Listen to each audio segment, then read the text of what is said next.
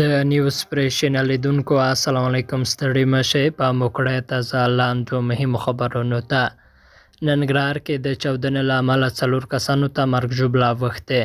ننګرهار ولایت کې ځینې سرچینې سلام وطندار ته وایي چې نن سره رود ولسوالي په کاکاړک سیمه کې هغه مهال یوه پخوانۍ سرګلوله چې ماشومانو پیدا کړې وه او کور کې پرې لوبې کولې چې چاودنه یې پرې کړې او له امله یوې کوچنۍ ماشومې ژوند بایللی او یوه مېرمن او 2 نور ماشومان ټپیان دي.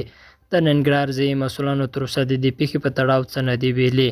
د یادونې ده چې د پخوانیو ناچاودو توکو د چاودنې له کبله وخت نه وخت د هیواد په بېلابېلو سیمو کې ورته پیښې رامنځته کېږي چې ډېری وخت یې قربانیان کوچنیان وي.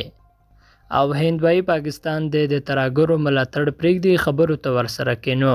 هندي چارواکو ویلي چې له پاکستان سره تر هغه وخته پورې مذاکراتو ته نه کیني تر څو پورې چې ترهګرو له ملاتړ څخه یې لاس نه وي اخیستی.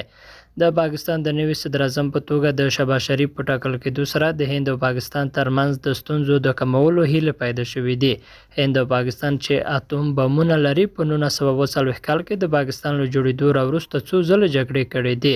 تازه د دواړو هیوادونو مشرانو یو بل ته لیکونه استولي دي خو د هند د بهرنیو چارو وزارت ویلي چې د نریندرا مودي او شهباز شریف ترمنځ لیکونه د ډیپلوماټیک دود او عرف په اساس تبادله شوي دي. د فرانسې خبري اژانس د راپور په اساس هند صدراعظم مودي د پاکستان د نوي صدراعظم په توګه شریف ته مبارکي ورکړې خو د سیمې د امنیت او ثبات په اړه خپله غوښتنه بیا تکرار کړه. شریف په خپلو خبرو کې په ښکاره ویلي دي چې له هند سره ښه روابط غواړي خو دا خبره یې هم کړې ده چې د کشمیر د شخړې له هواري پرته پایداره سوله ناممکنه ده.